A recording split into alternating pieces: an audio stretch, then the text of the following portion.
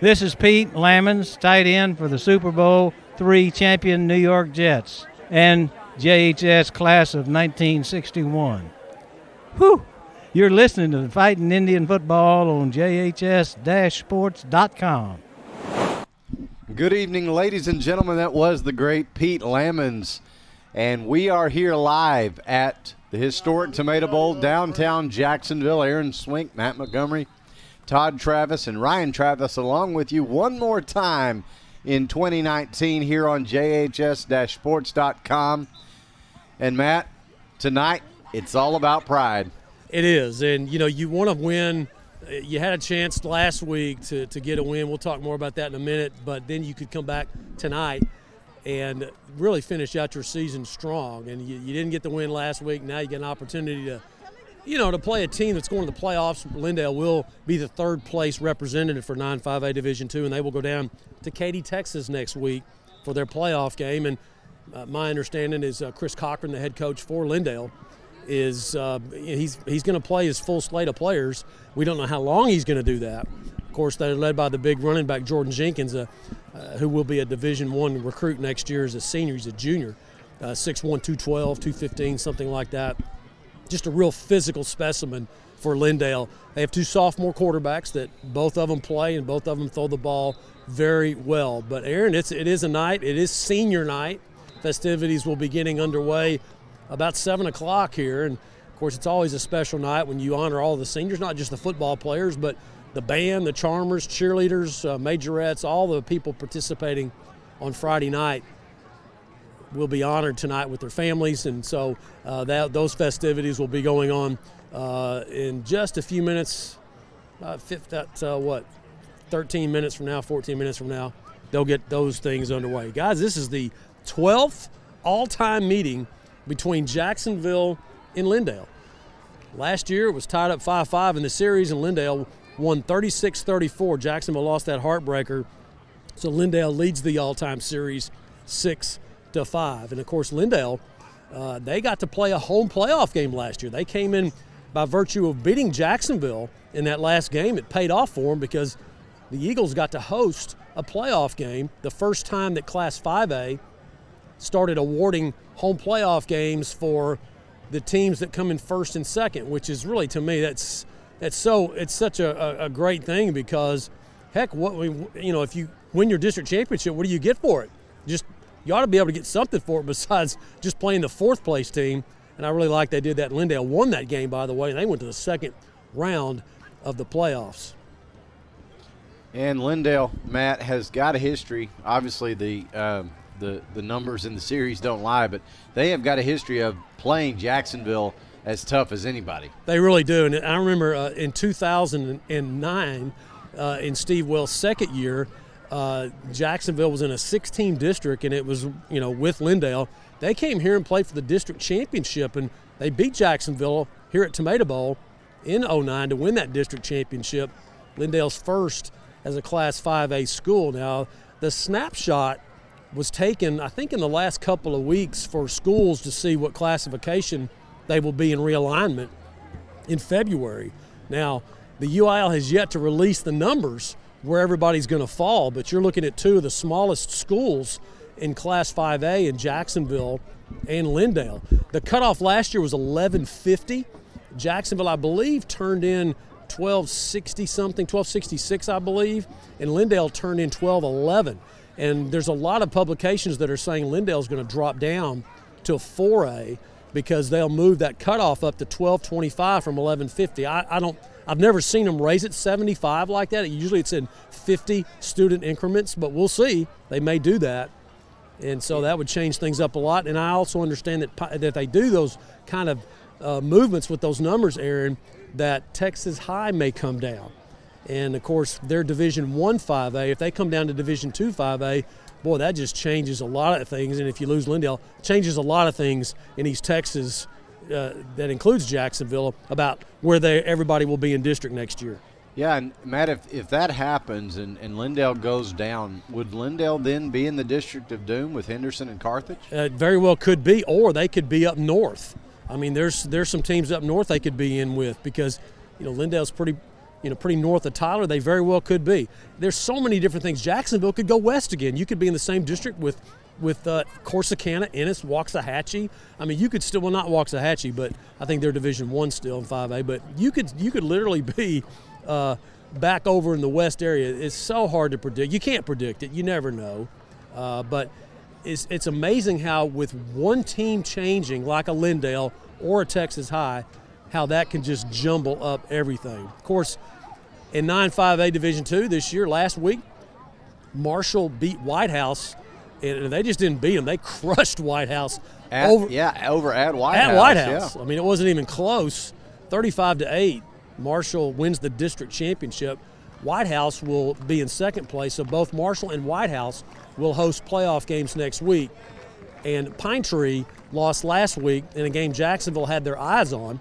Pine Tree lost at home to this Lindale Eagle team in a big way, 56-30. It was a big win for Lindale because they were fighting to keep that third spot, because if you get fourth place like Pine Tree, you've got to go to A&M Consolidated and play the Tigers down there in College Station, and man, they are really good. So that was a big win.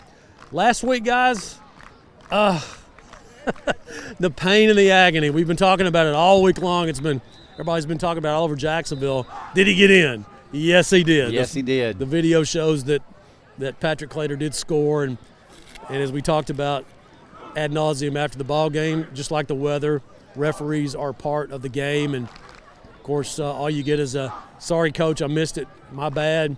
And it's just tough to watch a guy go into the end zone and get yanked out like Patrick did and start celebrating. We're calling touchdown because we could clearly see that he was in, and the officials, they didn't see it. Yeah, so you're an extra point away from a win, getting the first win here at Tomato Bowl, and then it's not to be. Yeah, and it's because that your playoff hopes, we were following the Pine Tree-Lindale game. Pine Tree had to win that game for Jacksonville still to have a chance. Well, we saw Lindale was going to win.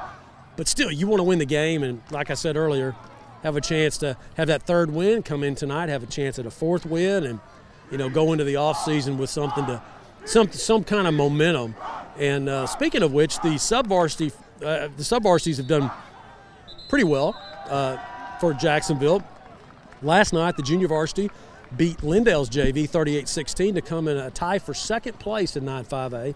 And they went 5-5. The freshmen lost a heartbreaker last night, 30-29, here at Tomato Bowl to Lindale. And so it's nice to see the junior varsity. That's the best record for junior varsity in Jacksonville that, guys, I can remember in a long time, coming in second place in the district. Pine Tree won the district undefeated, and I think Jacksonville tied with Marshall for second place. And so, looking ahead, if Jacksonville's in the same district with Pine Tree has 8 offensive starters and 8 defensive starters coming back for next year, and then an undefeated junior varsity. How about that? How about that? And how about Matt Montgomery on the Jumbotron right now? Yeah, it's a little bit distracting, See yourself larger than life. Yeah, exactly. That was the plug that Matt did, that Ryan produced, or maybe Mr. Traylor did that one for JHS-sports.com. And so, yeah, that was Mr. Traylor with the audio-visual department here at Jayville. They do they do a great fabulous job. And, part of the reason that Jacksonville is going to be entertaining 2 playoff games next week, Cayuga and Alto. Cherokee County's Alto will be here at Tomato Bowl next Thursday night at 7 o'clock for the bi-district game. And then on Friday, the Carthage Bulldogs, ranked in some polls number 1. They're coming back. They're coming back to play Athens on Friday night. And so part of the reason is the not just the remake of the Tomato Bowl, but the atmosphere that the audiovisual department and Lee Traylor and his crew provide with all the things that go along with the football game, the way they do it. So, and by the way, my understanding is there's been 3 other contacts for the following week in the area, where you could have a game on Thursday, Friday, and maybe Saturday the following week. Now, wow. they're not confirmed, because you got to see who's going to win. You know how they do that. You call 2 weeks ahead. If we win, we're going to play in Jacksonville. If they win, we got to play over here. It's kind of like that. So you don't know. You may have no games, or you could have 3 games. That's the ranking right there. So So Jacksonville and Lindale, again, this people may forget this, they may not remember this, I should say, is that Jacksonville was in the same district with Lindale back in the 90s. It was a lot different then. Lindale has grown quite a bit. Lindale was a small, they're a small 5A school now, but they were really on the cusp back in the like 96 and 97 when they were in the same district with Jacksonville, in what I call the Dairy Queen district. You had Brownsboro, you had Maybank, and you had Lindale. And so Lindale's advanced just a little bit. They've been a playoff team in 5A, so you can't really call them a Dairy Queen district anymore.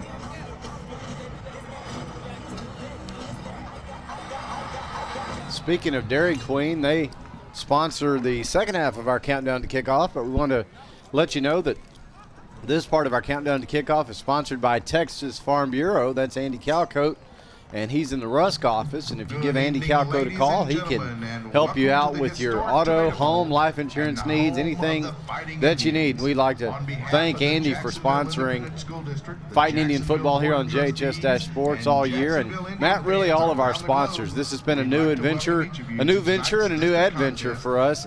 And we've had some great sponsors that have supported us and kind of believed in the new technology and the way we were going with things, and I think it's worked out really well. Oh, it really has, and I am so appreciative of all of our sponsors, as you just said, and boy, we really want to thank them, and because without them, obviously, we wouldn't be able to do this, and we appreciate them, and well, I tell you what, it was what I call an easy sell.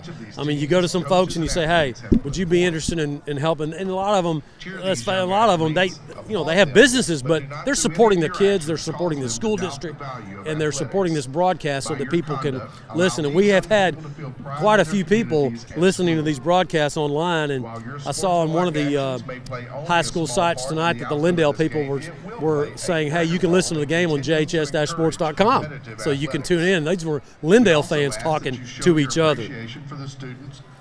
So both teams now have gone into their respective locker rooms there, and it's going to be, right now it's about 50 degrees, not too bad. It should be in the mid to low 40s by the end of the ball game. And so it's going to be quite the football weather, if you will, tonight in this last game at Tomato Bowl, where it's flown, guys. I'm telling you, it has flown by. It seemed like yesterday it was Carthage and we were opening up Tomato Bowl, and here we are. Wow, yeah, they just go faster every year, Matt. Yeah, that's a sign of your age, I guess. I guess it is. Yeah. Wow. Senior night about to get underway in the south end zone, as the remodeled Tomato Bowl has really allowed a lot more room on the Tomato Bowl floor for families to gather with their respective student athletes and also in the band and the cheerleaders and the charmers, as they will step out and be honored tonight on senior night. Line judge Trey Portwood and back judge Tito Cuevara. Introducing the officials now, as the Jumbotron has the parents and their students on the scoreboard right now. After defeating the Pine Tree Pirates last Friday night, it's a great-looking group of seniors. Lots of folks in that south end zone. Yeah, and when we listen to Smoke Signals here, and we're about to go to it here in just a moment, sponsored by All Smiles, it's You'll get a taste of what Wayne Coleman, how he feels about this senior class. No, it hadn't been a very successful season. We know that, but there's something about these seniors that are really special to Wayne Coleman, and you'll be able to hear that. Fans, this part of our countdown to kickoff is sponsored by Andy Calcote and Texas Farm Bureau. Andy is down in the Rusk office. He's ready to help you with all your life, home, and auto insurance needs. Give Andy a call. Andy, thank you for sponsoring our countdown to kickoff all season long. So now the seniors, Aaron, coming out with their families as they're about to be honored.